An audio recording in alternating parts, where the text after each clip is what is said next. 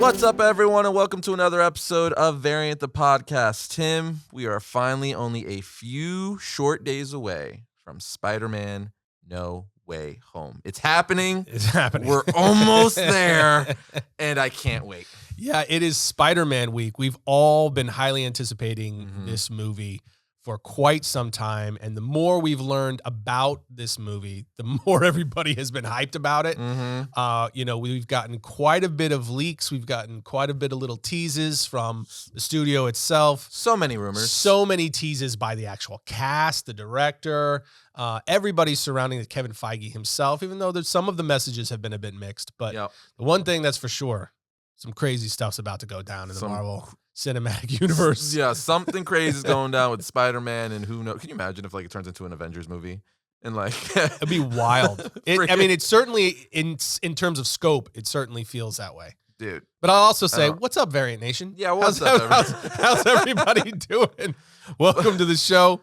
Also, I came festive today. You're festive? Yeah, because we're creeping up on Christmas. Well, we're matching, except mine's not festive, but mine's definitely Star Wars. You went Star Wars, which is fitting because we're also getting the Book of Boba Fett at the end of this month. I can't wait. Book of Boba Fett. Hey, you guys know how I feel about the Sar Wars universe right now. Filoni and Favreau doing the Lord's work, as Kevin Smith would say. We get our first look at Kenobi.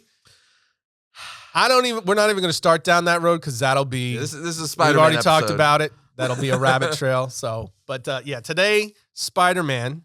In celebration of the movie about to release, we thought it'd be fun to recap all the live-action Spider-Man movies thus far. Just briefly talk about each one in order leading up to the most current, which is obviously No Way Home. And I want to rank them.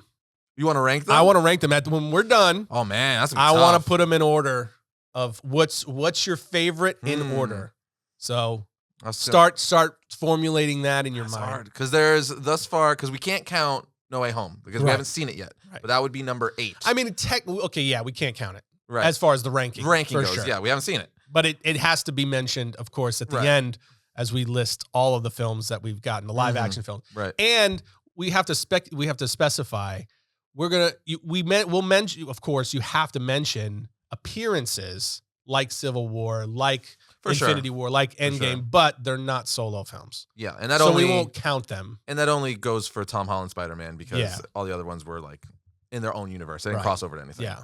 But that means, Tim, we have to start at the very beginning. Where it all began. When I was just a young lad. Kind of at the birth of these, the comic book golden age for cinema, if you will, because it was right at the beginning. It was right around, the first X-Men and all that stuff. And that is the first Tobey Maguire, Sam Raimi Spider-Man movie.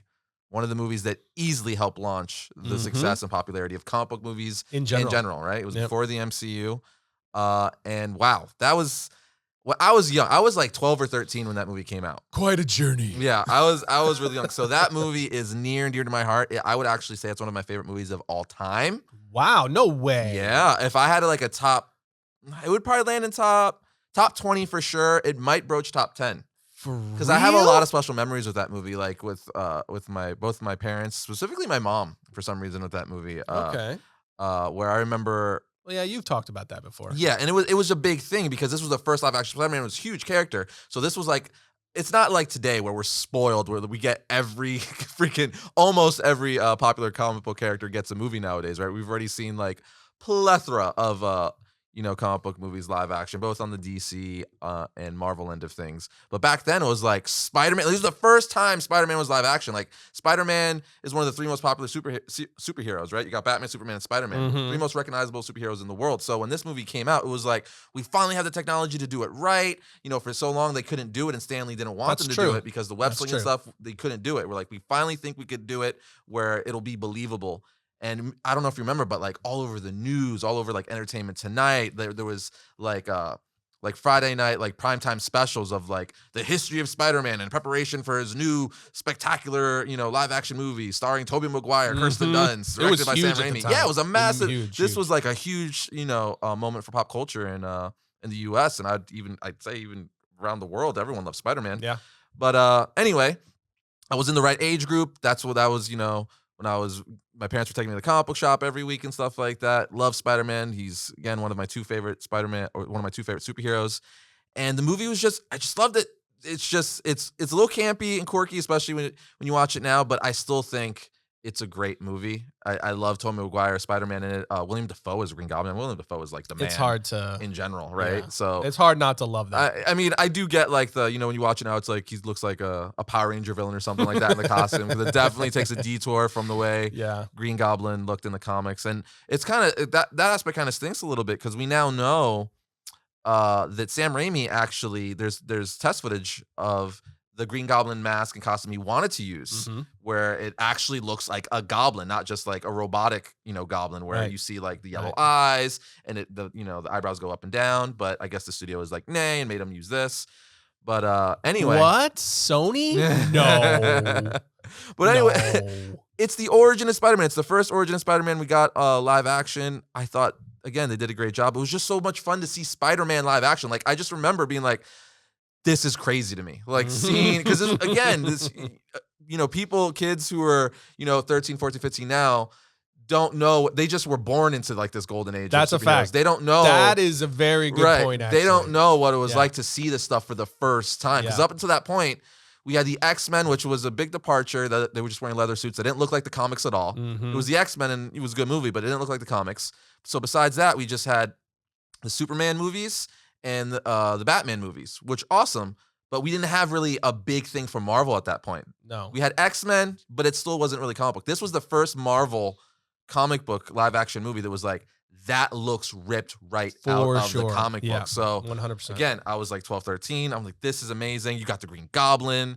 You got Flash Thompson, and just all the characters I grew up reading. I'm like, this is great. And then overall, I thought Sam Raimi did a great job with it. Yeah, especially at the time. Especially at the time. I think the one thing it's evolved so much since then. Oh my god, it's like night and day. But I think your point about like generations now, like people who were born in say like the late 90s, early 2000s, or even I would say the mid 90s, you kind of grew up with this stuff. And you don't know what it was like to be a kid only seeing these things in animated form and in comics, and then we get this, really what now looking back as an iconic first appearance of a live action Spider-Man in his true form.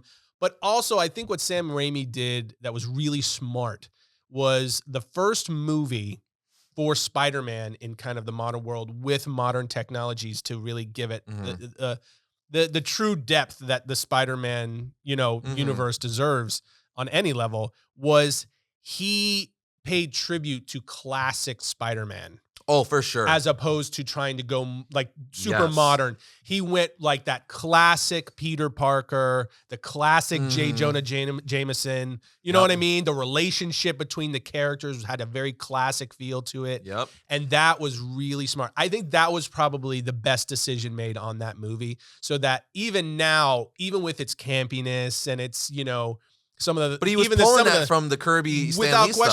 Without question. And that was just really, really smart on Raimi and Sony's part at the time. Yeah.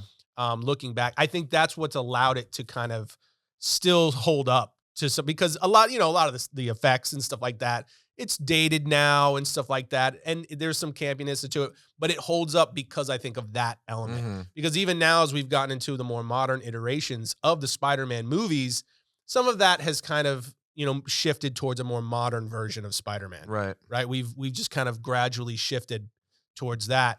And so you can really, in terms of a live action version, you're only going to get that like old school classic vibe. The vibe that you find if you've ever been to Universal Studios in Orlando, the Islands of Adventure, the Spider-Man ride. Yes. They did that same thing with that ride, where when you walk through the queue, it's all like straight up like Daily Bugle, Stan Lee, you know what I mean? Like classic Spider-Man, like the even from like the Spider-Man cartoons we watched growing up, it just has that whole. They pulled heavily from the 90s. They actually use a lot of the clips from that. The 90s Spider-Man series. Yeah, so it just has that kind of connection. And I think for people that grew up like us in that era, that gave it a particular nostalgic draw that was really smart. It's also funny too, because I remember, because as much as Raimi pulled from the source material and stuff, I remember it being a big thing, even being, a kid at the time, where he decided to give Spider-Man organic web shooters instead of doing the mechanical. And I remember that being a big thing. And I obviously noticed it too. I'm like, wait, in the comics and in the cartoon, he has like the web shooters. Like that's a big part of Spider-Man's thing. He's like, oh, I ran out of web cartridge. You know what I mean? So that was an interesting like liberty he took there. But like it's weird because now I'm a lot more critical. I guess the older you get, the more like cynical you get. But back then I'm like, that's not how it is. But it's kind of cool because now he doesn't run out of webbing. You know what I mean? That's like that was like the kid. Like so I got it. I guess. And I do remember comic fans being up in arms about that because that's a big part of his origin and his lore. I remember that being such a big deal and so many people being like, what is this? Yeah. You know, why change that? It's stupid. That's not Spider-Man. Right. And to some degree it was like, it's merited. Yeah, that's a weird change and it was unnecessary change, I guess is the bigger thing. But I guess they did at the time, especially they did so many other things well. You know, that was just such a fun time to see that character, Spider-Man, like the second most loved character in all of comics. Really, he to see him come to life in that way. I thought that overall, it kind of overrode that aspect. And it, you know, obviously.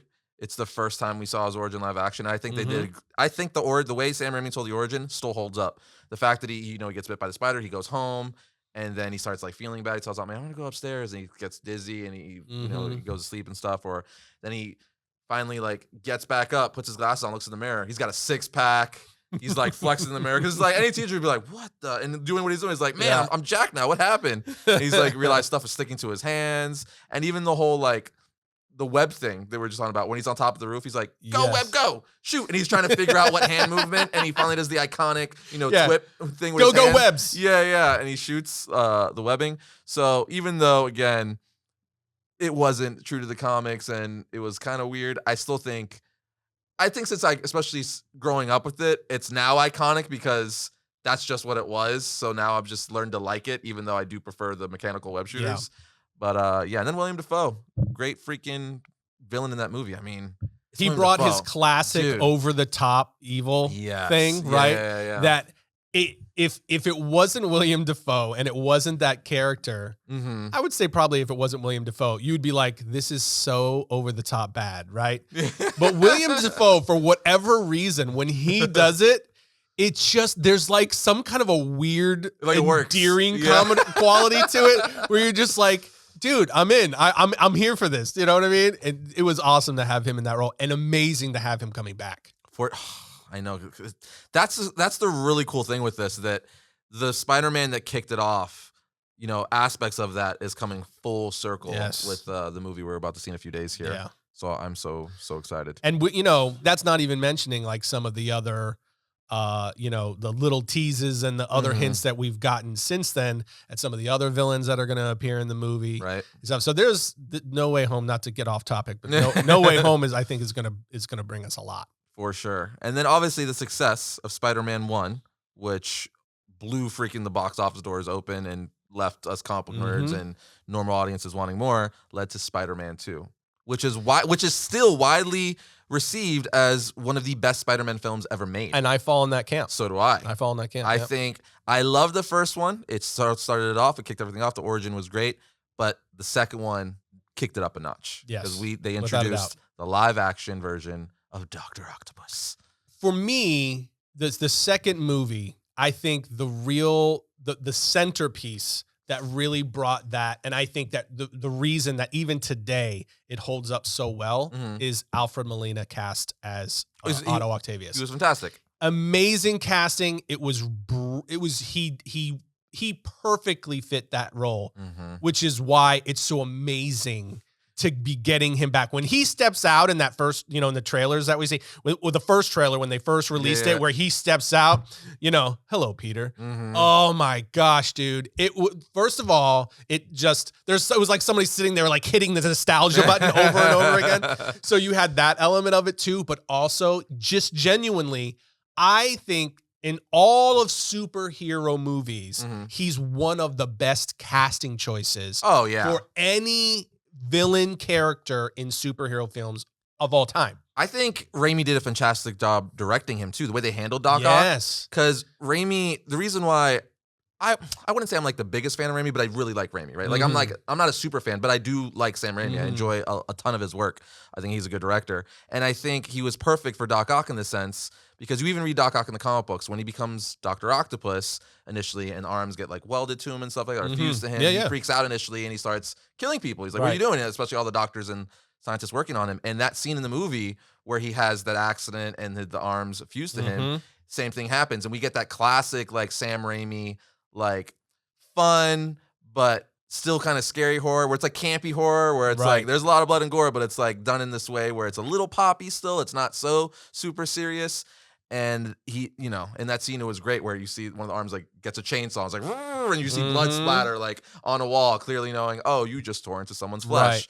But I just think he did a great job handling Dr. Octopus. And the movie, I think, I think it's just such a good movie because the first movie set everything up, right? So with this one, you could just run. But Sam Raimi did such a good job at like showing the struggles of Peter Parker, because that's the whole reason why Stan Lee created Peter Parker. He's like, I want to create a character that's relatable, like a teenager. He's got zits, he's got girl problems, he's got no money. Like he's just a normal dude, like, you know, trying to figure out his job. Right, your average Joe who's just trying to make it through life.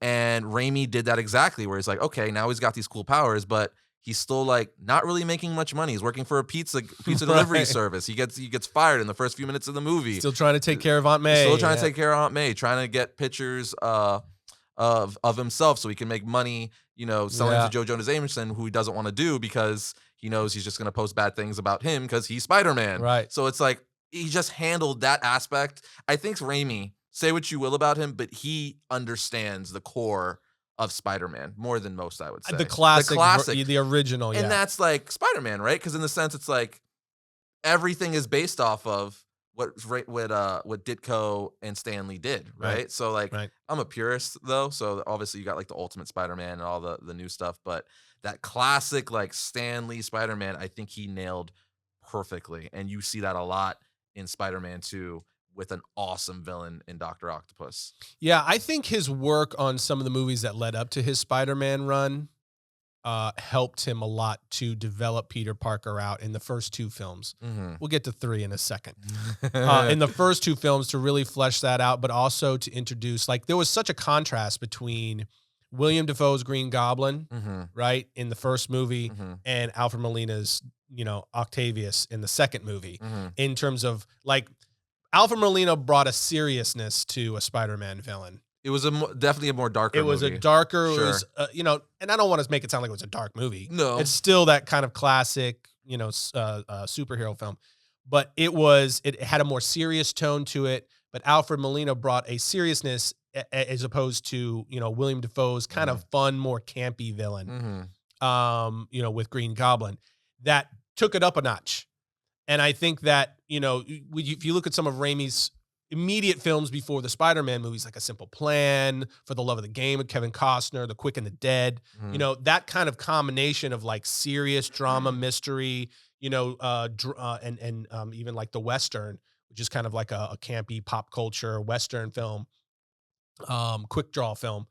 I think the combination of the styles of movies that he worked on prior to that really aided him in like rolling out Peter Parker's story in those first two films, combined with giving us some compelling villains that were so different, and then contrasting and Spider-Man up against those two very different style of villains. Even though, I mean, it was the same science from the you know, they're scientists and they're you know, drawn to Peter because of his interest in science and the whole thing. But I think that he did the first two movies. I agree with you. I think he did such a great job of unfolding Peter Parker as a character and, you know, juxtaposing him up against and his struggles of being a superhero in a real world up against these two different styles of villain. I thought it made it for the most fun. But I think in the second film is when Sam Raimi really found his groove. For sure. And again, it's widely considered one of the best Spider-Man movies, live action movies to date. It also gave us, again, going back to what I was saying about Spider-Man 1, this is the sequel. So this is only about 2 or 3 years later. So I'm not remembering when this movie came out, when Spider-Man 2 came out. But it was around the time we were starting to get the Fantastic Four movies, remember? So that was like, because they're like, oh, this is working. People want Marvel movies. What other things can we do? And this is when Marvel Studios wasn't a thing. So Marvel would just be like license things to Fox or to Sony. Like, what studio wants to make a Marvel IP, right? A little bit of everywhere. Right. So, but we got that. I say all that to be like, we got that awesome train sequence in Yeah. Spider-Man 2, which is still, I think, one of the best action sequences for a superhero movie to date. I mean, that is an iconic sequence for sure, where he's fighting Dr. Octopus on top of the train, and you get the super iconic shot at the end where Spider-Man, in order to save the people on the train, has to put his webs out in all the buildings and hold them all back. Like, that is, if we did an episode on like the top 10 most iconic superhero moments in live action movies, that would have to be on that list. And also, it played right off of, some classic comic stories.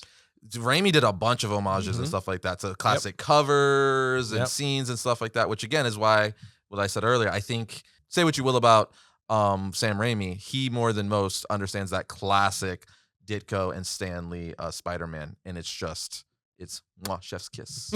Chef's kiss. Yeah, that was a really good thing, and it looks like they're actually going to play off that train sequence a little bit in the new Spider-Man No Way Home. I hope so. Which I think is interesting. Even if it's just a nod, I'm wondering is that going to end up being like a little nod to Spider-Man 2, which would be very interesting. Makes sense, because again, it's one of the most beloved scenes easily from that. I just keep thinking the lines while I'm saying this. I'm like, the power of the sun in the palm of your hand. Like that whole, when you know, he's doing all that and Oscorp is like funding him. It's just, it's a great movie. So, and they did Dr. Octopus so well. So good. Yeah, it really is. We'll get to that when I want to rank them when we were all done. Yeah. So I won't say, but it is absolutely one of the best Spider-Man films ever made. But it's funny, it's because you got Spider-Man 1, great movie, a huge success, right? So much so great success. So much so it gets a sequel, Spider-Man 2, which is even better than the first one, which we both think and many people do agree. And then we get Spider-Man 3, because they're like, obviously, 2 massive blockbuster movies makes the studios hundreds of millions of dollars. We're gonna close out this trilogy. We need to do a third. One would think, right? So we got to end it with a bang, Tim. Yeah. We did. So we're gonna just give you all the villains. You want Sandman? Got him. You want Venom? Got him. You want a second Green Goblin? Got him. Like, like just mash it all in there. And this is one of those movies that obviously we all know it is not well received, Tim, to say the least. That's being kind. People do not necessarily like this movie. Most people want to forget about this movie. But it's really, though, not Sam Raimi's fault, because all the information we found out over those years, like Raimi has said it himself, and people who worked on set have said it, like, they made Raimi, that's not the movie Raimi wanted to make. He wanted to do one villain. Yep. One villain. He actually wanted to do, I believe it was the Vulture for that movie. Didn't happen. They were like basically forced everything on him, like do Venom, but also do Sandman. Yep. Also make Harry is the new Green Goblin now. Like do all that. Also, Superman's going to appear. Yeah, and I don't remember if like he was contractually tied or what have you, but he did it and not the way he wanted to. So I don't know if he wanted the paycheck or the contract. He just had to do it. And he made a movie that wasn't the movie he wanted to make, and we got emo Spider-Man because of it. Boy, oh boy. Spider-Man 3. Dude, and emo Spider-Man. And I was so excited for this movie because it was Venom. So you see the trailer and stuff, I'm like, oh, because again, it was the third movie, but it's still early enough where I'm like, oh, maybe it's Venom. They could do this right. Sandman, but were you excited all the way leading up to the film? Like, did you go see it excited? No, the first trailer I was excited because the Venom teases and stuff like that. And because it was, remember that shot where Venom just looks up and you just see his face. Like, I was like, oh yeah, I'm in it. But I remember seeing it in theater. I saw it for my birthday. That was my birthday movie. And it was just such happy birthday to you. A let down. It was really, really, really sad. They did Venom dirty. Because that was the big reason why I was so excited. I'm like, in the trailers we see, we're like, they're giving in the black suit. They're giving in the black suit. They gave him the black suit, but all they really did is dip his normal classic costume in black dye, and it's black. They changed the Spider-Man logo a little bit to make it more sinister, but it wasn't white. It was still black. Right. Which again, we saw concept art years later. Raimi wanted to use or had a costume actually made with the white spider symbol on it, the classic Venom white spider symbol on it, but for X, Y, or Z reasons, it didn't get used in the film. We got the one we got. Venom was torn apart, tarnished, and kicked and abused. I'm just letting you air your grievances. Dude, it's just because and it's sad for me because I still feel like Venom hasn't had justice yet, even with the new movies. I'm like, come on, man. Come on. I don't disagree with you. The new Venom obviously is significantly, clearly, significant upgrade. But yeah, there has not been a true Venom portrayal. Yeah, I feel like we still yet. haven't hit the like. That's it. That's the definitive Venom. We're just like, yeah, that's fun. I would agree with that. It's still fun. It still has its pros, I guess. But yeah, I agree with that. But Venom, Spider-Man 3, we've talked about it before here on the show. I have said very clearly, like whatever the problems were between the studio and Raimi, however that went off the rails, man, it went off between 2 and 3. Now, just again, just think about what we just talked about with Spider-Man 2. One of the best Spider-Man movies ever made, still holds up to this day. It has one of the best, in my opinion, castings for a superhero villain that's ever hit the big screen in live action. In Alfred Molina as Dr. Otto Octavius, who's making his comeback in No Way Home. And then immediately followed that up. You have a huge success, a great movie. Yeah, that to this day holds up. Many, many years later, holds up and is still considered a great movie in terms of the superhero genre. Then you immediately follow that up with a movie where Spider-Man goes into a jazz club as an emo Peter Parker and literally starts like snapping while walking towards and trying to seduce Mary Jane or Gwen Stacy rather to make Mary Jane jealous. It was one of the most now I watch it for comedy. I kid you not. I said this already. I'll just bring back this recently. I showed my kids and my kids, they didn't believe me. And I watched it because it's just hilarious. It's just too funny. It's like, how did this happen? And my kids were like, why would they do this? That's the kind of thing where I'm like, people were in an editing room. They watched it over and over. They cut it together and they're like, that. A group of professional filmmakers on multiple levels agreed to release that. It's crazy. As an actual Spider-Man film on a serious note. I just love the emo hair, like Twip, when he's like, going like that with his black emo hair. Here's dirt in your eye. The get down on this. Oh, my God. Because the symbiote's turning him evil. Oh, who's so apparently weird. But I did learn a lot from the film because I knew if I ever got, invaded or attached to some sort of alien life form that was trying to use my body, that I would turn into a jazz hands, spirit fingers, long emo hair banged person. Yeah. So now I know that it's not because I don't want to get probed. I don't want to be having jazz hands in the middle of New York City with creeping out women while walking down the street in Manhattan, like, like such a way. And what's one of I think the saddest things about Spider-Man 3? That's a long list. Is they had Thomas Hayden Church as Sandman for this movie. That's not a bad casting for that role. It's actually a pretty good casting for that role. He's a good actor. And it was ruined. So it's like redemption? Yeah. No. Maybe. No. Another thing. It's James Franco. Oh, you mean so he was supposed to be the second Green Goblin. Why did he look like someone on the way to a paintball tournament? What happened? While flying a flying snowboard. So he was on a flying snowboard and looked like he was ready to play paintball. Dude. It was horrible. It's like it's one of those things where it's like something went wrong. Something went very wrong. And I don't think it's fair to blame Raimi for all of that. I feel it's not. I feel like the studio obviously you have to lay some of it for as sure. door. That's why I said not all of it. Some of that was probably his decisions or ideas, but I feel like a lot of it was also the studio being like, "No, we're doing this." Yeah, there was clearly way too many cooks in the kitchen on that film. It falls into the same bucket as Batman and Robin.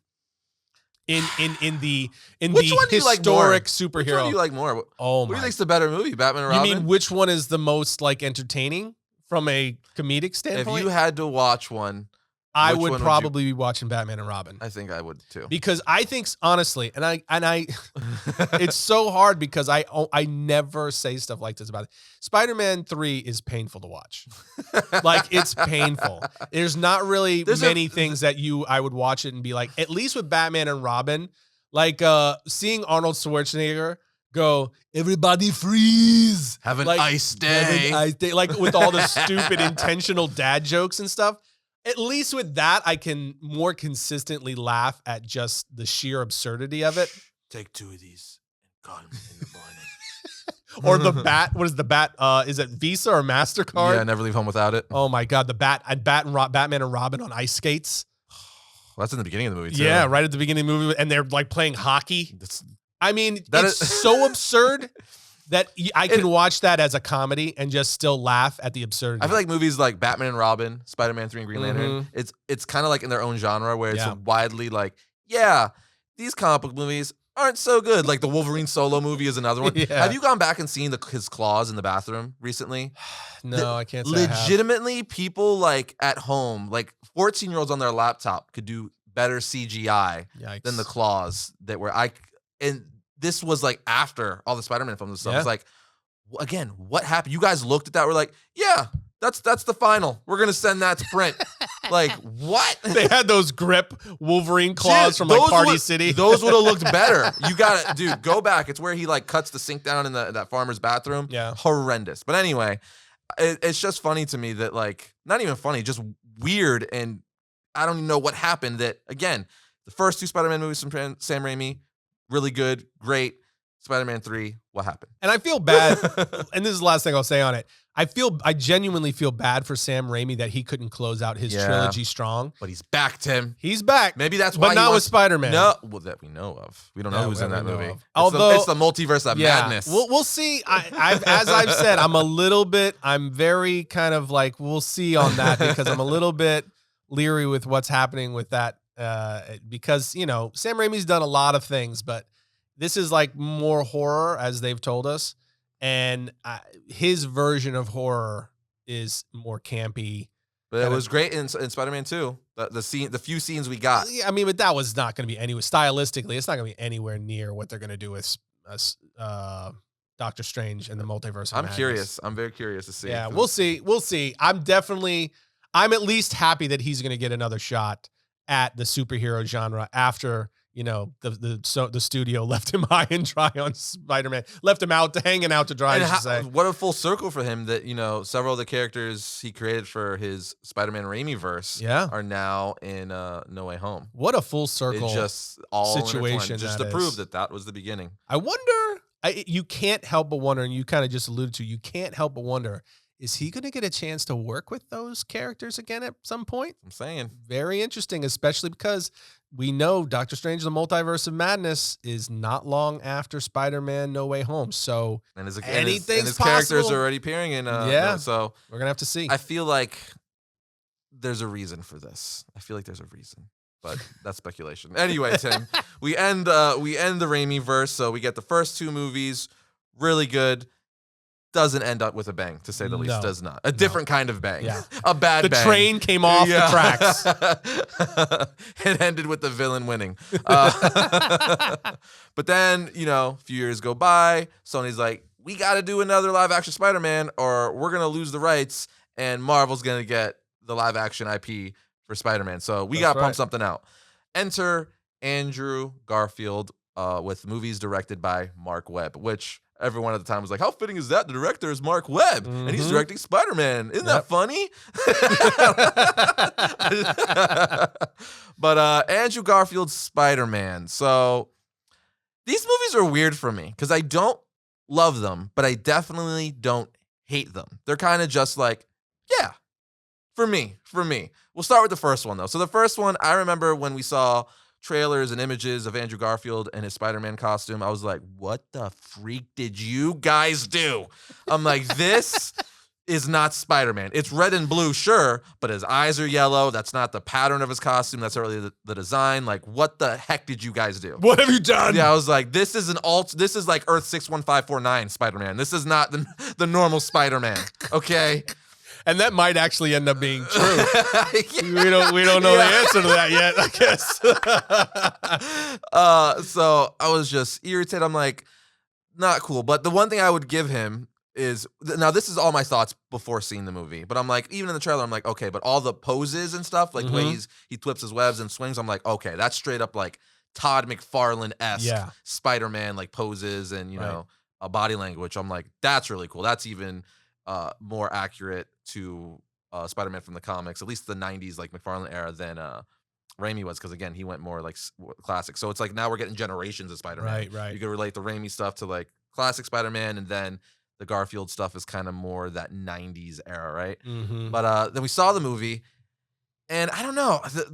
We see his parents in this version a little bit. We see what his dad did and what he was working on, and you know, we get a glimpse of that, of how he ended up with Aunt May and Uncle Ben, and it was okay. I mean, again, I don't dislike these movies. I really don't dislike these movies.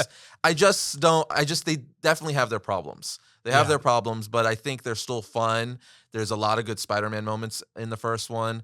Although I did not like the design of the lizard and stuff, and in certain ways he was portrayed. I actually thought they did a fair job with the lizard. I did. It was, again, I agree with you. They had, these movies in general had their problems. Yeah. The first one, though, I thought had far less problems than the second one. It was still serviceable Spider-Man movie, and I thought they did a decent job with the lizard. I thought, you know, Rhys Ifans, he did a good job.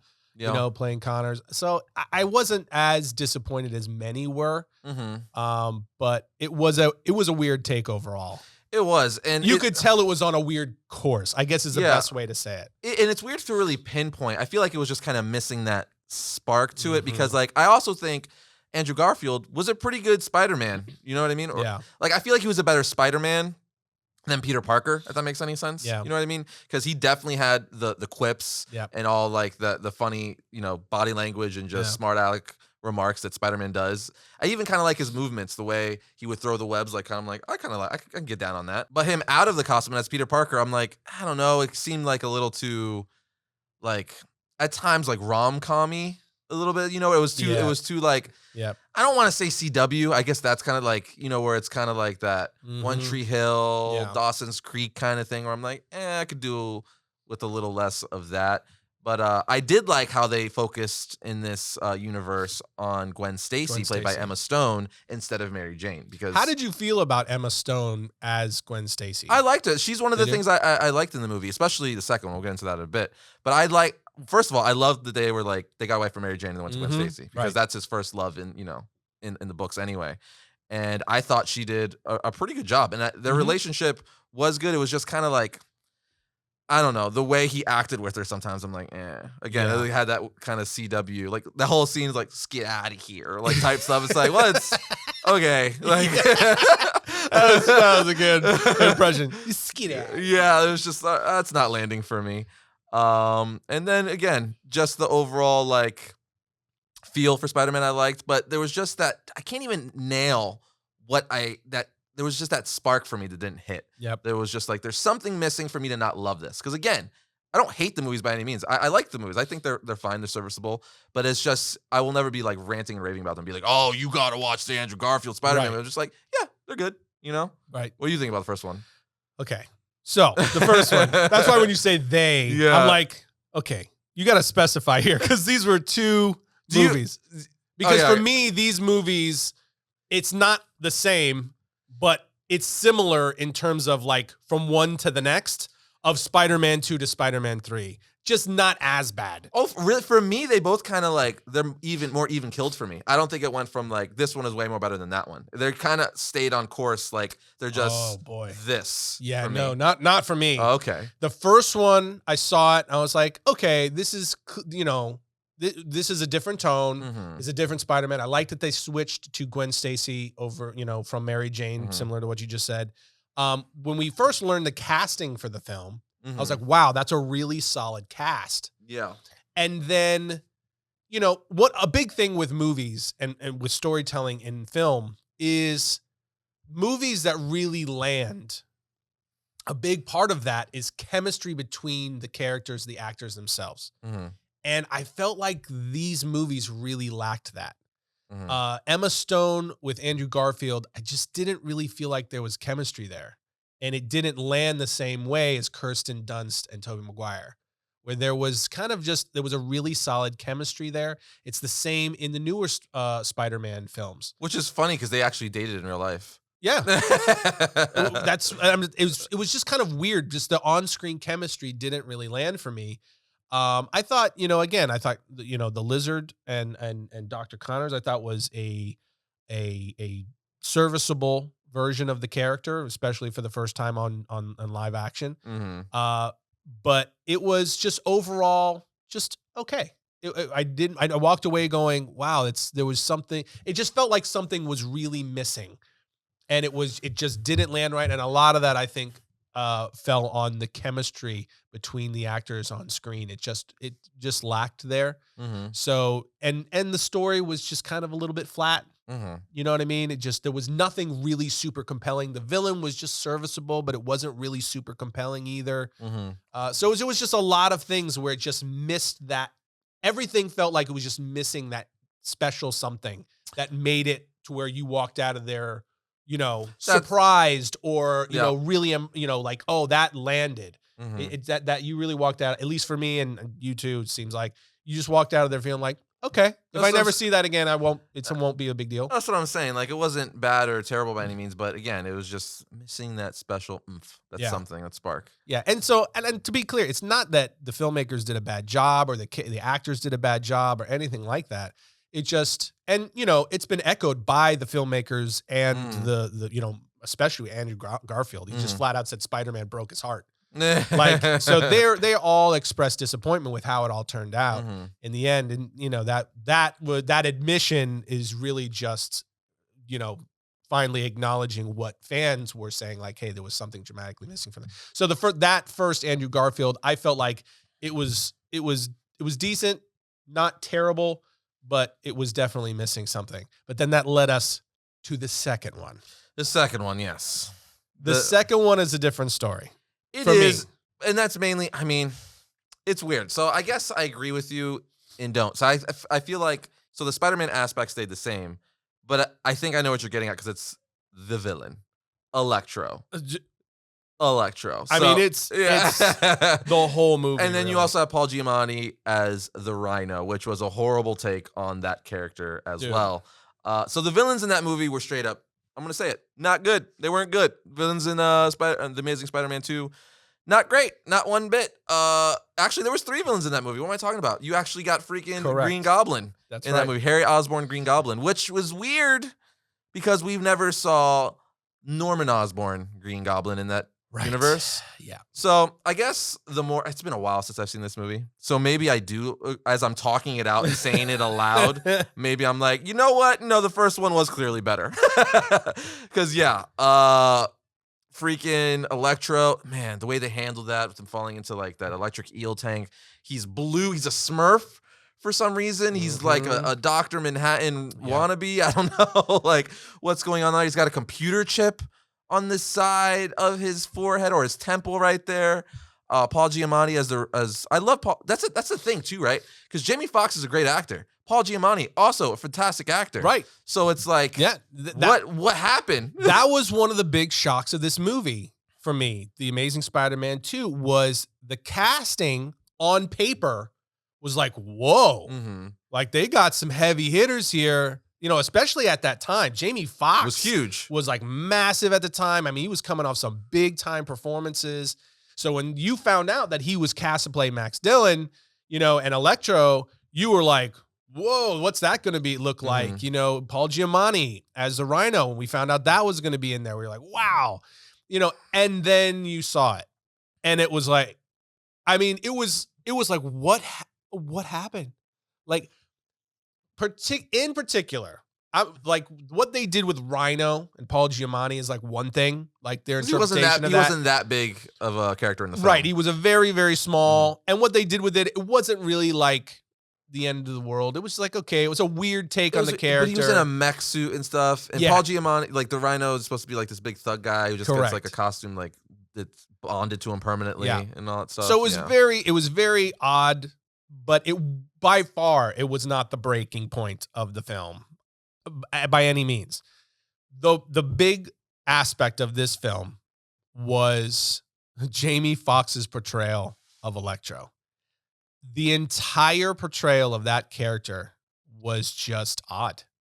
It was just right from the beginning of the film. But it was such a departure too from Electro. Like such a departure. It was, and I don't know whose call that was.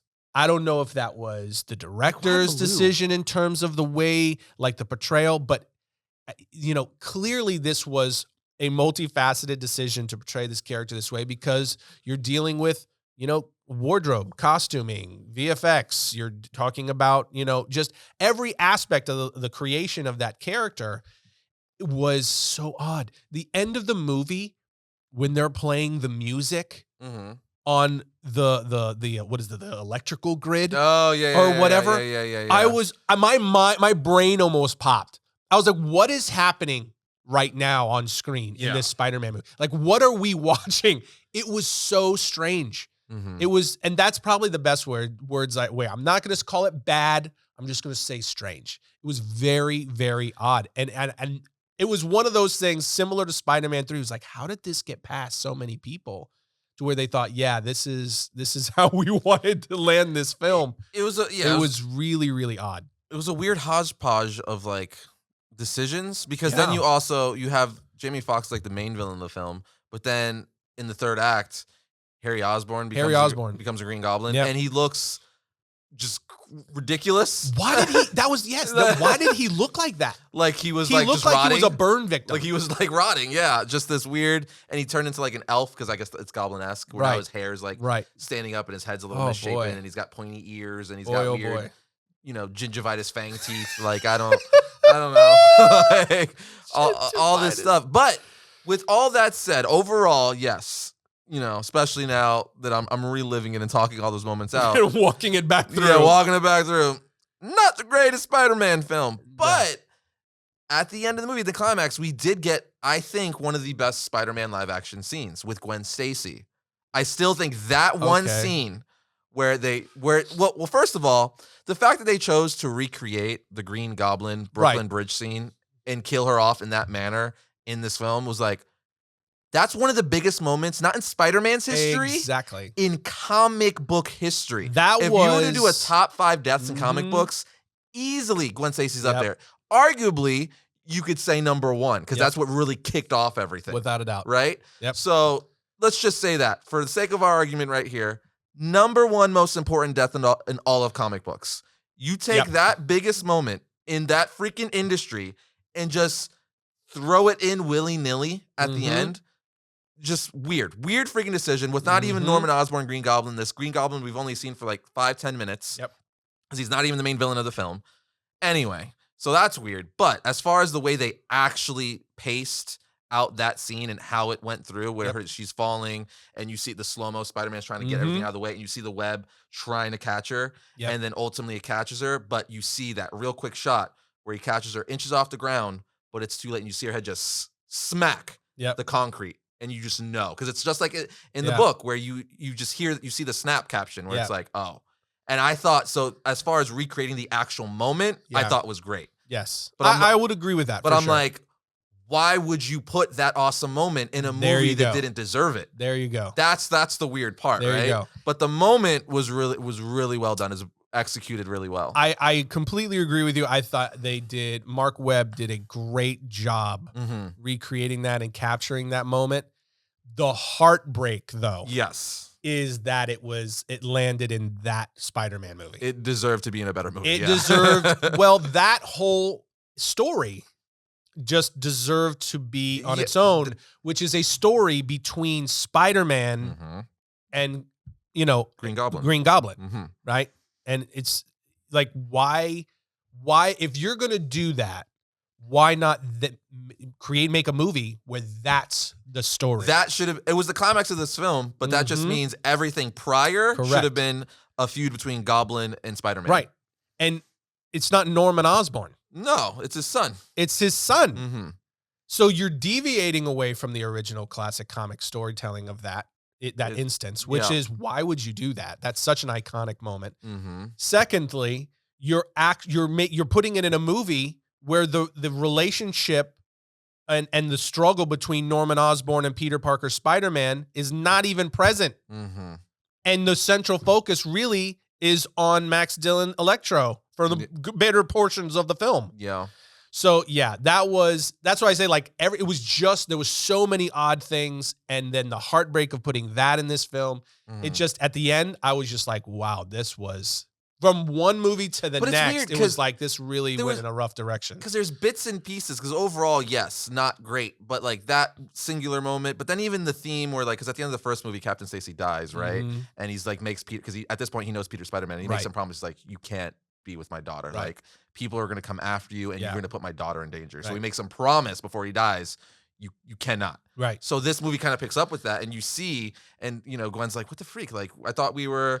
And it ultimately comes out where this promise stuff, and she's like, "No, I make my own decisions and stuff." But he's conflicting with that, which would be a real thing, right? Sure. Like, it's like, you just promised the father of the girl you love that you're not going to put her in harm's way, because obviously you being this hero, people are going to come after you, and you loving her, that's true too.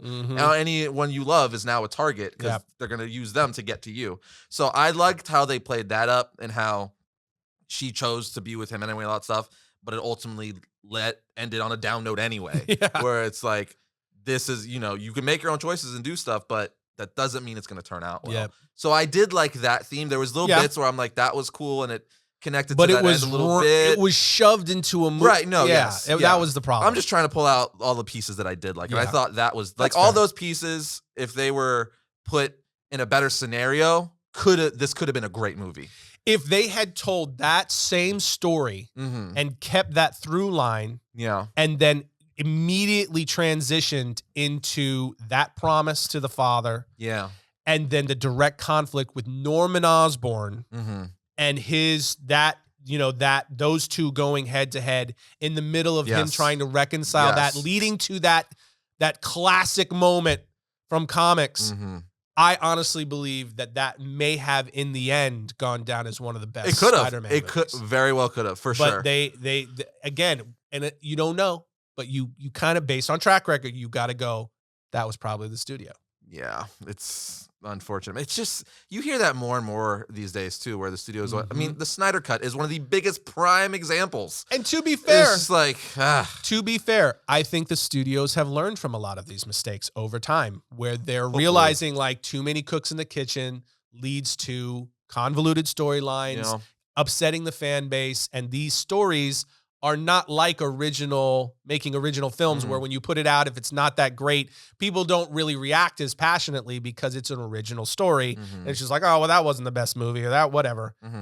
These stories are coming from classic, iconic characters and storylines that go back many, many decades, and that people hold near and dear to their hearts. So they're playing with fire. So I think over time, they've learned to start correcting some of those. And that has, I think, led to some of the better, why we've seen such a dramatic shift in getting really elevated storytelling in superhero films. For sure. But Tim, where does that lead us? That leads us to the MCU. The MCU. Tom Holland's Spider-Man. Civil War is his first appearance in the MCU. Now, hi, everyone. Dude,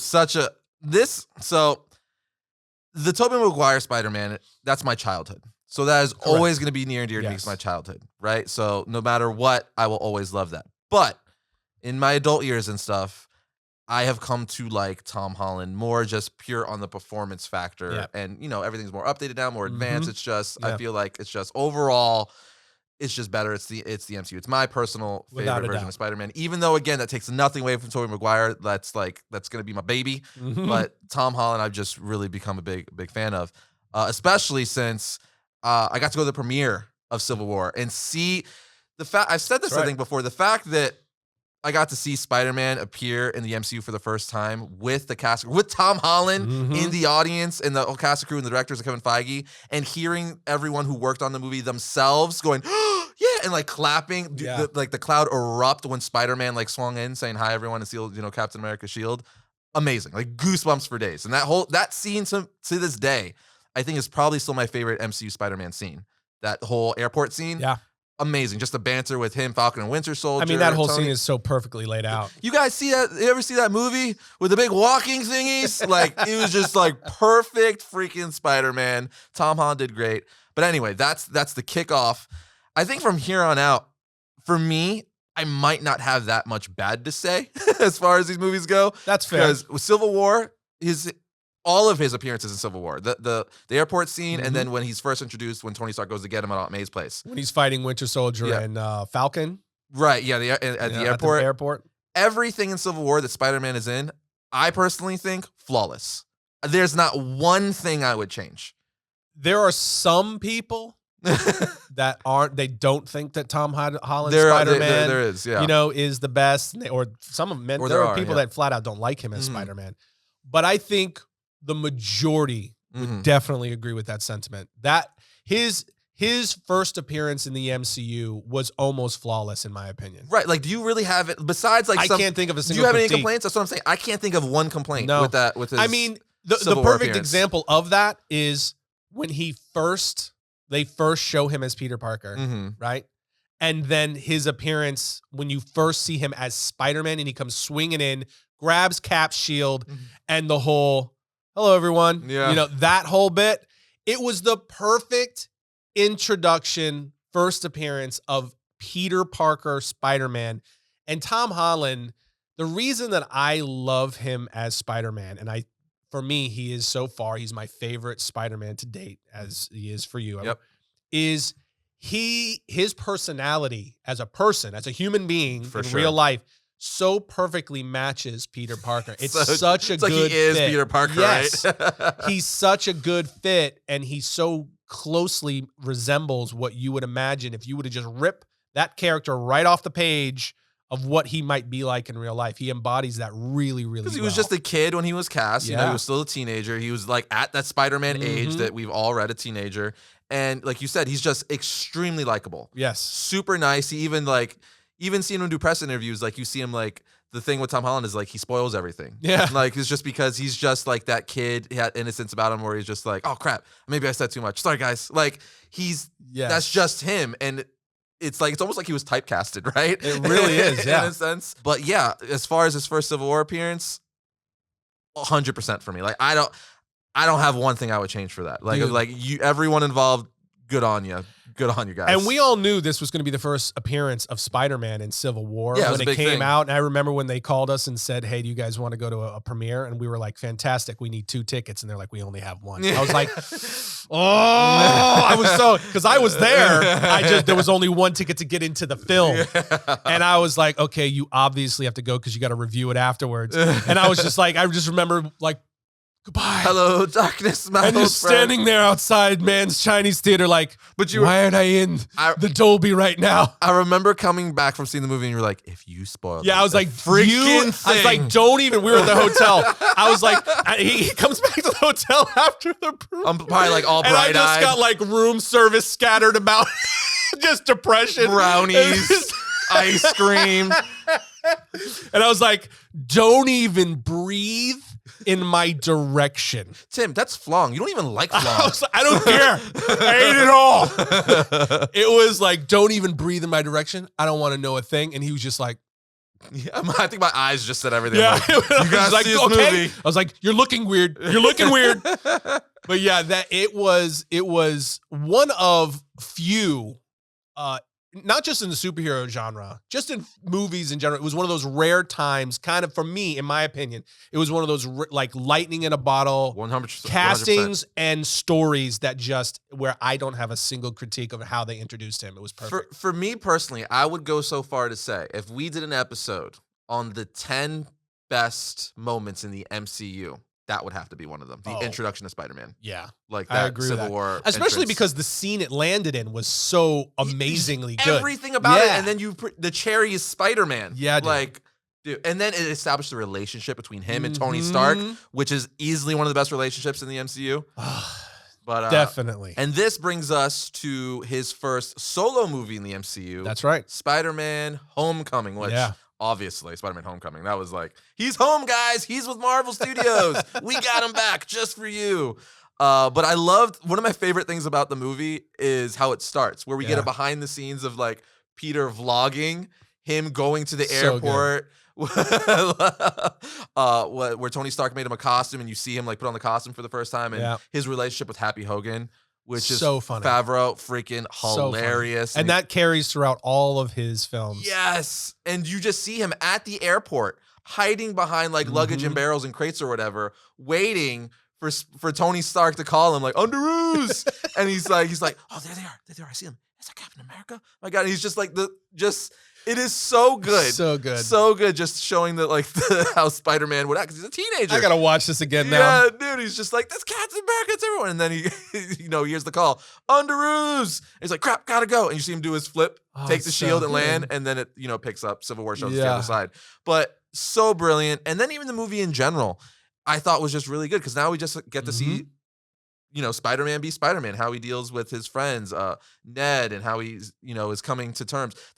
For me, the best part of that was he just fought with like the Avengers, Yes. and all that stuff. He was like, with Iron Man, was freaking fighting Captain America, all that stuff. And now he has to come back to his friendly neighborhood Go life, back to right? school. Go back to school. And he's like, he just wants to get out there and be a superhero. Yes. So he keeps calling Stark. He keeps calling, Happy Hogan. It's like, hey, do you need me? You got a mission? I want to be Spider-Man. Hey, I'm doing what you're telling me to do. Blah blah blah. He just wants to be an Avenger, and and he's trying to prove himself. It ultimately leads to him getting into trouble. Iron Man taking the costume away from him, Right. but then he earns it back, obviously.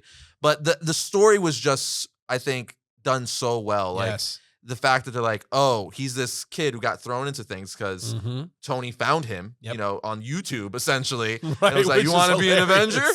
And he's like, yeah, I do. And he loved it. And now he's back and he's got this new Spider-Man costume that Tony made him. But it's like, they're not calling him for anything. And he just badly wants to be. He wants to help. He wants to do something. Yeah, he wants to help. And this, the girl he gets a date with, his father ends up being Michael Keaton, the Vulture, which one of the best aspects of the Dude. movie. I mean, the Keaton. That's all I got to say. The Keaton. The Keaton's Yeah, freaking man. awesome. Fantastic portrayal as the Vulture. And the movie ultimately ends with Peter, proving himself to Tony and stuff, and him being like, hey, do you actually want to be an official Avenger? Mhm. We see the Iron Spider suit for the first time, but at that point, it comes full circle, and he's like, nah, I think for now, I just need to be a friendly neighborhood Spider-Man. And it's just like, So good. so good, relating to the comics stuff, like, this was a great story. Dude, the way it was so smart, the way they led off that film, Mhm. showing his perspective of coming into the battle He's on between his the cell Avengers. phone. Yeah, it's so good. So smart. It was so, because it so perfectly set the tone for this character and what you were about to see. And then to see that transition that you already mentioned of him having to go from that moment, Mhm. where he's like laying on the ground and he's like, all right, you're good. Go home. He's like, yeah, I'll go home. Yeah, time to go home. I'm good. And to see him having to transition from that moment of battling Captain America and all these guys to having to go back to school, as we said already, it was just such a great lead in to the overall story. And then you get introduced to all the different friends. But okay, to have Michael Keaton, Batman. yeah. Oh, okay. And admittedly, like many, I am a massive Michael Keaton fan. I mean, I just as you should. yeah, He's I've amazing. always been a big Michael Keaton fan. Anything he's in, I will see. He just is one of those people for me that he's captivating For sure. as a performer. I mean, he's so versatile too. Yeah. Beetlejuice, Batman. Dude, even things like, Clean and Sober. I don't know Yeah. if you've ever seen that movie where he plays an alcoholic and he's got rage problems.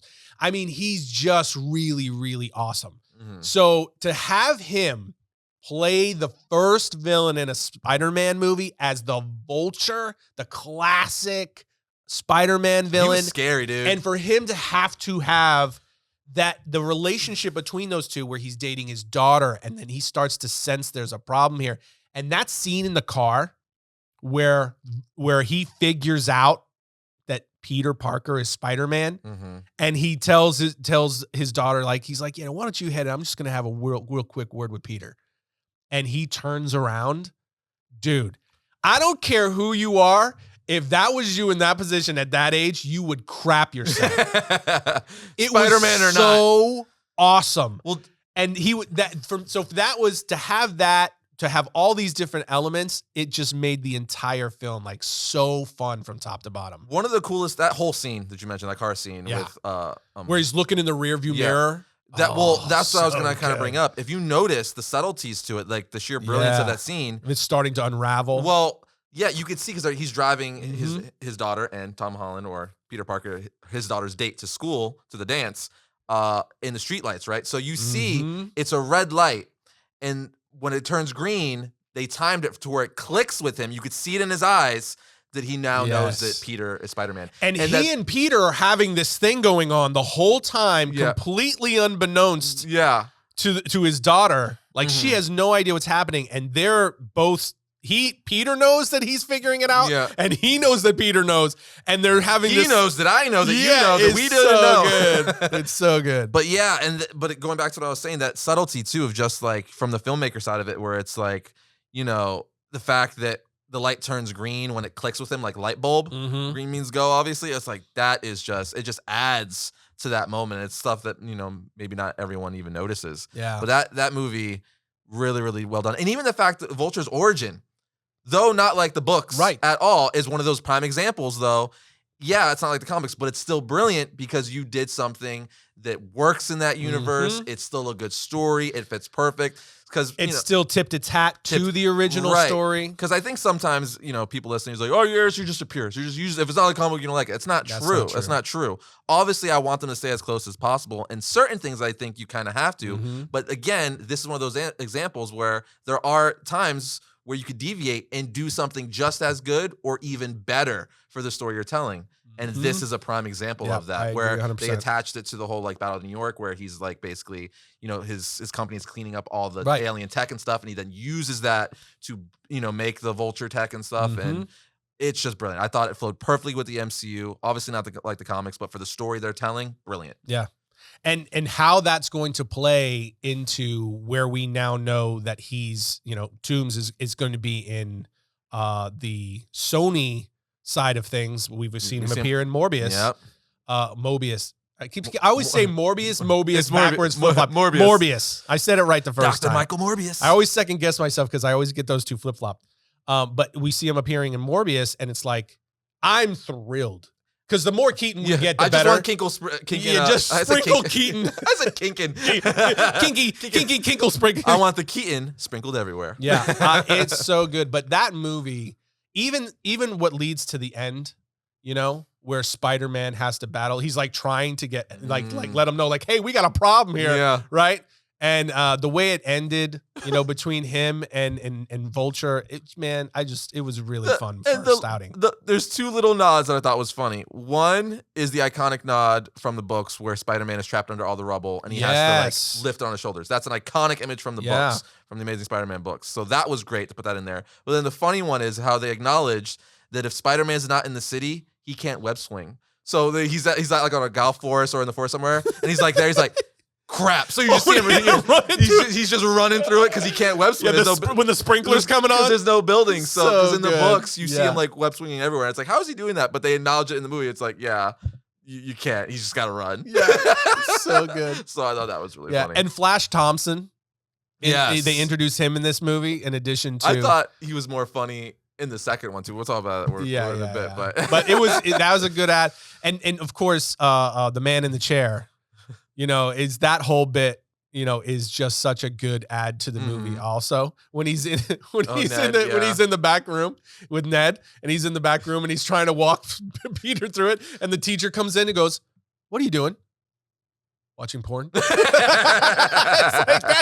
that's your go-to there. That's like what? Because it's like you rather her think that. Yeah, you'd rather know what's really going on. He's helping Spider-Man. But there's just like little things like that. There's really it made these characters like endearing and feel like, you know, kind of real life, relatable, that's classic Marvel. For sure. And then we get, from there, after that movie ends, we get thrown into the Infinity Saga. We get Infinity War and Endgame before we get Far From Home. Right. So, Infinity War. Dude, I mean, is there much we really got to say? Because we all know Infinity War is Infinity War is my favorite MCU movie. It's mine as well. Okay, so again, it's kind of like Civil War. He was just great. Like what? It was awesome. Every role, every part of that he played, and then all the way up until the first snap where everybody disappears and turns to ash. Like every part that he played in the movie was just another great addition to. He's his helping MCU. Tony in the beginning of the film, with and Doctor that whole Strange. bit where he's falling apart at the end, and he's That's like, "I don't want to go." That's the best moment in the film. It's for like him. when we were watching this movie. Okay, so the reason that the Infinity War is my favorite is because I think it's one of amongst pop culture films. It's one of the most complete stories in terms of the way it's laid out. It was from start to finish. Mm-hmm. I don't really have a critique for that film. Right.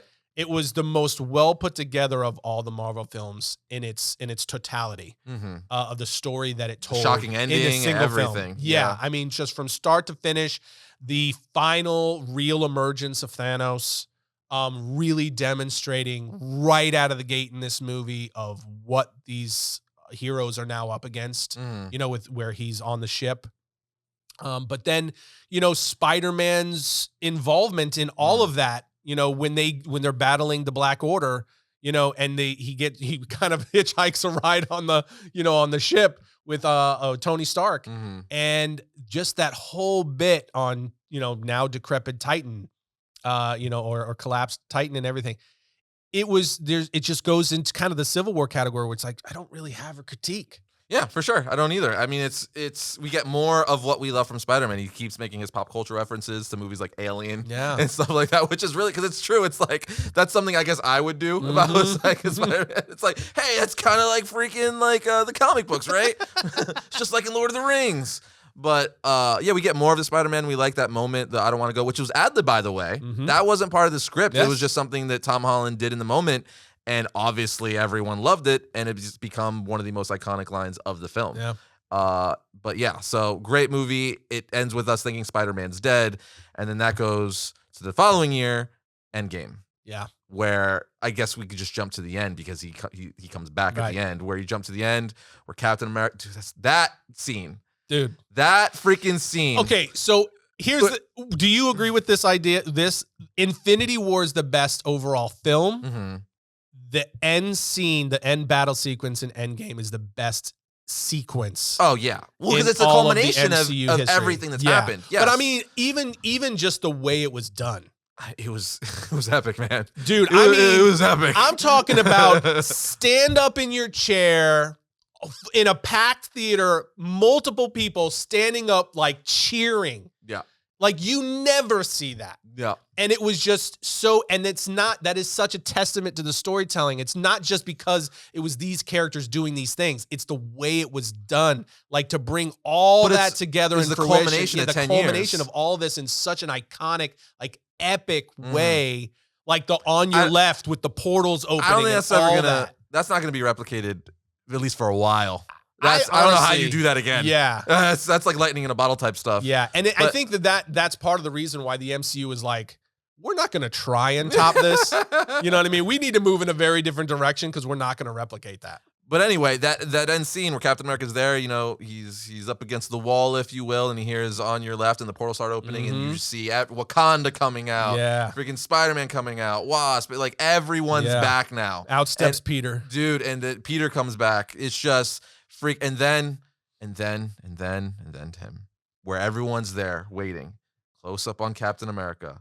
Avengers assemble, and then the chart, dude, finally says it. I get goosebumps just saying it myself, not just thinking about it. Like one of the best moments in that freaking movie. And then, because we're talking about Spider-Man, as the battle happens and they defeat everyone, and Tony obviously ultimately sacrifices himself.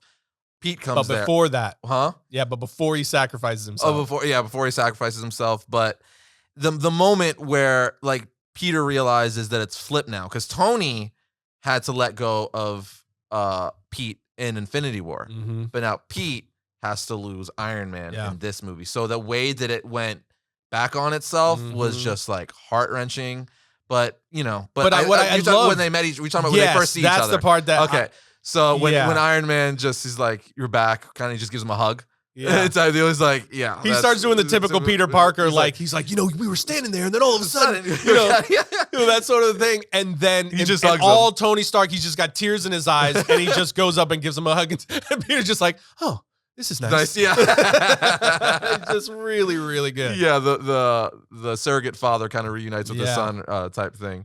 But yeah, but it ends obviously with him having to ultimately lose Tony Stark, which was just like, it's crazy because that obviously will lead to Spider-Man Far From Home, right? Where he's dealing with the aftermath of his mentor, his father figure, who's gone now, and he doesn't really know how he should be Spider-Man, what he should do. Like he's kind of trying to find his place now, right? And which is another great story. And they go overseas, and he gets into a fight with Mysterio, obviously, who he thinks is his ally at first, but we're like, no, you ain't gonna make Mysterio a good guy. We know he's a villain. It's trickery.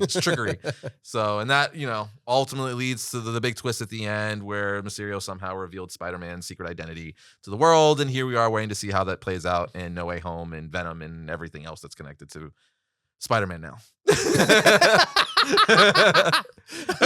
It's like summary in 30 seconds. Yeah, because it's weird because with the Spider-Man, I would say I liked Homecoming more than Far From Home, but I still really enjoyed Far From Home had a lot more going on. It did in terms of the MCU. It did, and Jake Gyllenhaal was really great as Mysterio. Jake Gyllenhaal is one of my favorite actors. He's great as Mysterio, but for some reason, I think the newness of it being the first MCU Spider-Man film had a lot, helped a lot for Homecoming. Yep. But at this point, we've seen him in Civil War, we've seen him in Homecoming, Infinity War, Endgame. So now it's like he's awesome, but it's like it's not as fresh and like it's not the new car anymore. Yeah, you know what I mean. Yep. But it was still really good, and I enjoyed it, and I'm very curious to see what happens now. Yeah, I thought it was Far From Home was like an interesting movie because it was like right after the events of Endgame. You see, it was the first movie after Endgame. Yeah. And even in like the timeline, the storyline, like you see Peter kind of reuniting with his friends, with Ned and the others. And you see them kind of coming together, and then Peter just being like, I just want a break. I just want a vacation. Right. I'm not even taking my suit.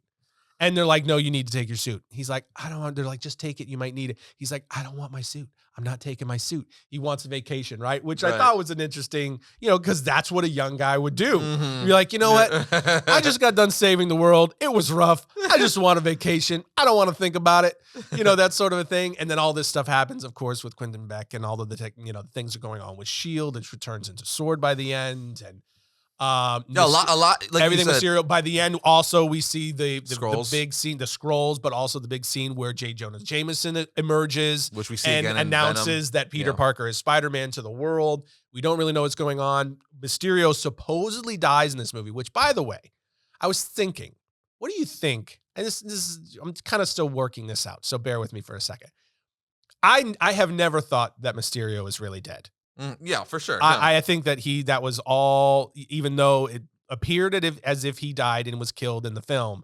I've never really bought into the idea that they really killed him. That this is, there's definitely a possibility in my mind that this is going to end up being another one of his illusions, and that he's Doctor Strange. Yeah, and that's what I'm wondering. I was like, is it possible? Now, obviously, the magic would be weird. How would he do that? Makes it a little bit difficult to kind of reconcile.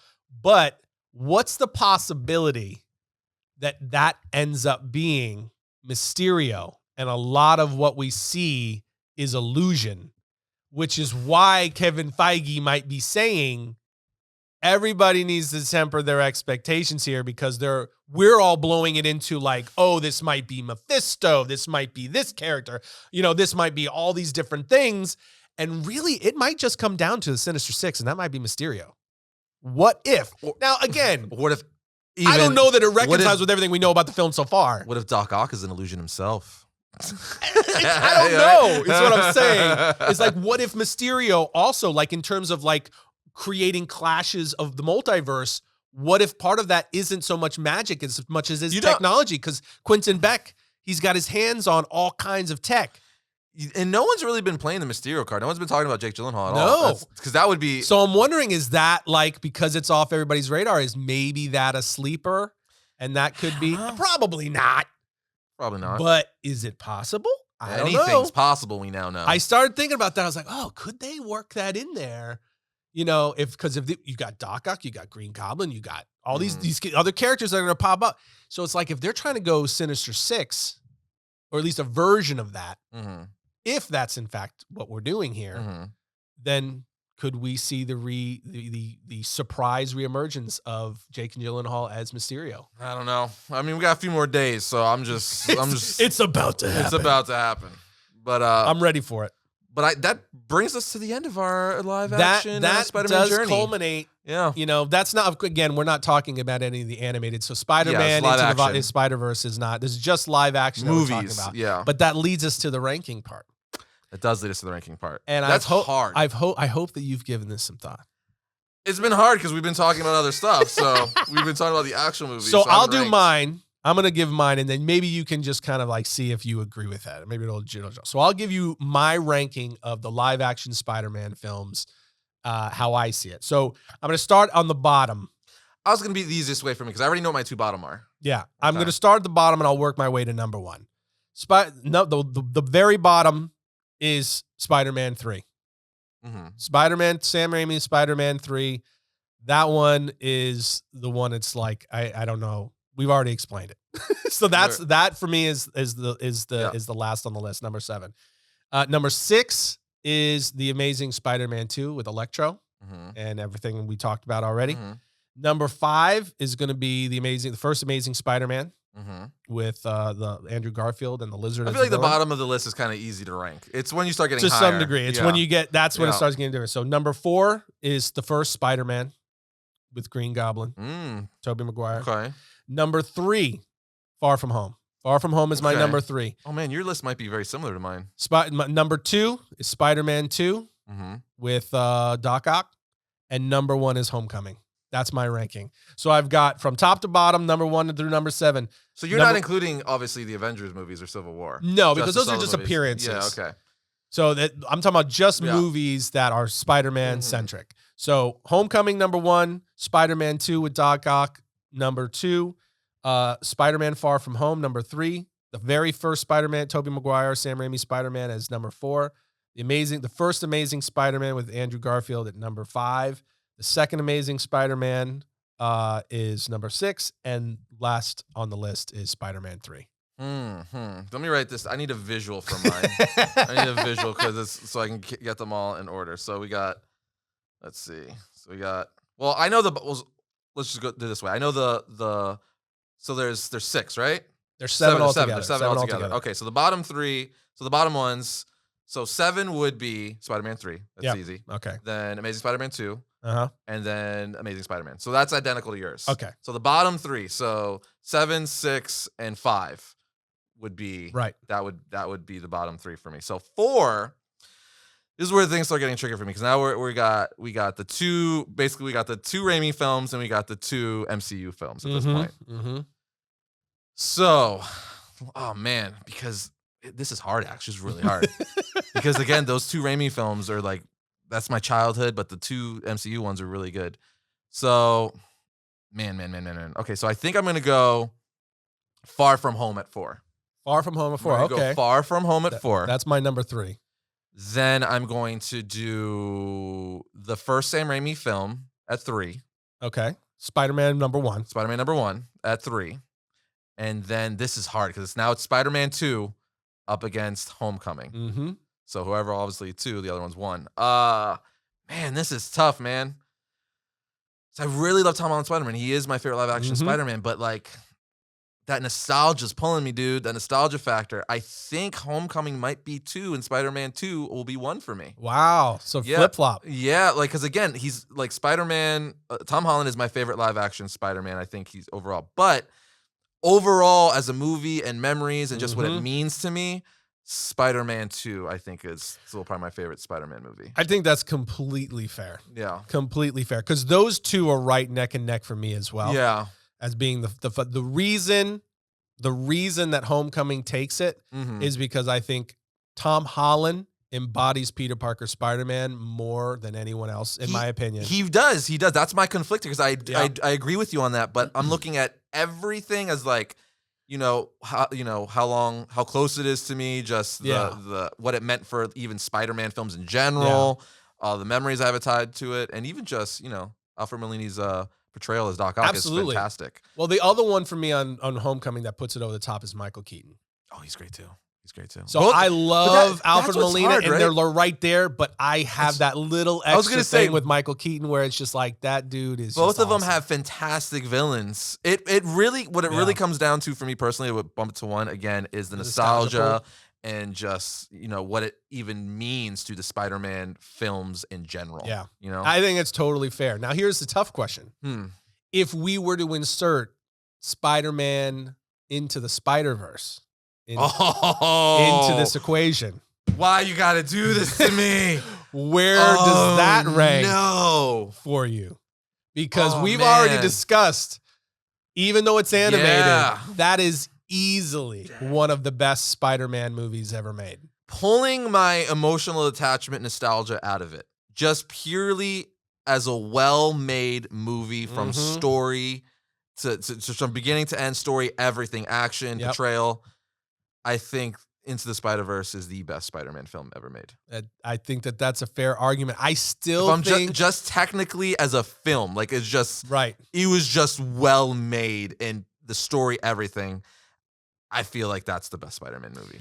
I kind of still, for me, I think it would still land at number 2. Okay. Because I still think I'm still drawn to Peter Parker Spider-Man. Okay. And I think that they did such a good job with that in Homecoming, especially, and just introducing him to the MCU. I think I still might land on Homecoming, but man, it's neck and neck. Because Into the Spider-Verse, it's fantastic. As you said, as a film, it's almost flawless. For sure. And the fact that Stan Lee cameos in it, dude, and gives one of the best, like he straight on tells Miles, who's going to become one of the new Spider-Men, what it means to be Spider-Man. Yeah. Like, he's like, it doesn't fit. And he straight up says, like, you'll grow into it in time. Yeah. Like, just that line, like, so good. Anyone could be Spider-Man, and we're in the Spider-Verse, and there's different, like, the message, because it's Stan Lee telling, like, the guy who created Spider-Man telling you what it means to be Spider-Man to Spider-Man, just... And older, awesome. Disgruntled Peter Parker mentoring him. Everything. So good. And that's the other thing. You get all the Spider-Man in it, right? You get Spider-Man Noir. You get Peter Parker, two versions of Peter Parker Spider-Man. Right. Miles Morales, which is, another awesome. He's probably my second or third favorite Spider-Man. So you get all the Spider-Man I love in one movie with a story that's told fantastic. Nick Cage. But the Kingpin, the villain, and his arc, how they make you feel.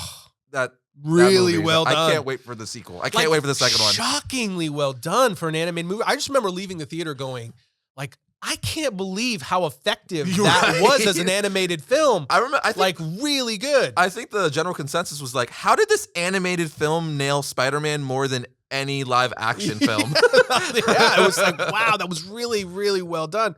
And again, I said just blurted out Nick Cage because it just came to my mind. But Nick Cage as Spider-Man Noir. Yeah. Oh my God. Oscar Isaac as Spider-Man 2099 at the end. Yes, at the very end.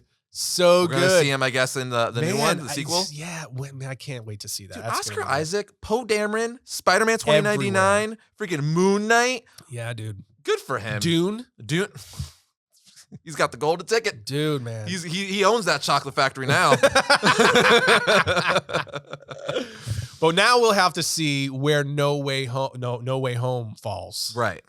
As we finally get to the theaters to see this thing. Because it could change our list drastically. Yeah. So when we come back after the new year, because as we've already told you guys, we're wrapping up for the year. Christmas break. Yeah, our annual Christmas break. We shut everything down. As you guys know, we say it every year. At the end of the year, we shut down for the last 2 weeks. So we do a lot of recording leading up to that break to make sure that we get all the content together for you guys.